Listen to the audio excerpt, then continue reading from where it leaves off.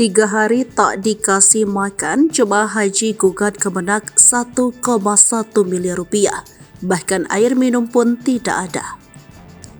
Baru-baru ini seorang jemaah haji asal Sidoarjo, Jawa Timur melayangkan gugatan terhadap Kementerian Agama atas pelaksanaan ibadah haji tahun ini.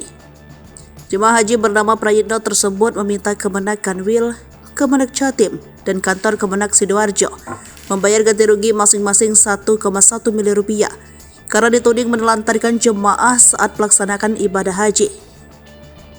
Dia mengaku sudah mendaftarkan gugatan tersebut ke Pengadilan Negeri Sidoarjo pada pekan lalu yang terregister dengan nomor perkara 250-PDT-2023-PNSDA.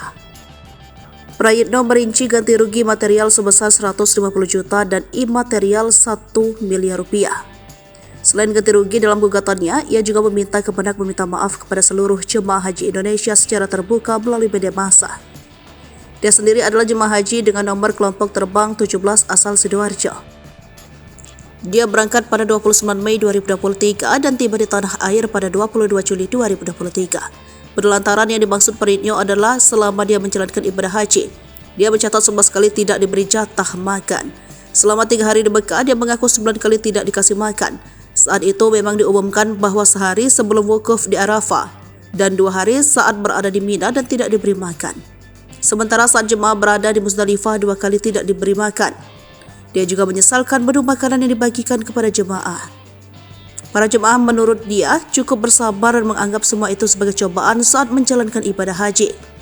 Kemudian mereka berinovasi memberi tambahan lauk seperti telur dan bakso yang dibeli secara pribadi. Bentuk penelantaran lainnya adalah terkait penjemputan di Musdalifah. Menurutnya, jemaah yang datang tengah malam dari Arafah ke Musdalifah akan dijemput setelah sholat subuh. Dia sendiri mengaku kesal dengan pelayanan haji tahun ini.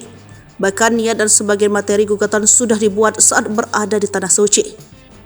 Di konfirmasi terpisah, Kepala Kanwil Kemenak Jatim Husnul Maram tidak banyak berkomentar. Dia hanya menyebut bahwa tim Kemenak sedang mendalami gugatan tersebut. Tim kami sedang mendalaminya, kata dia melalui pesan elektronik.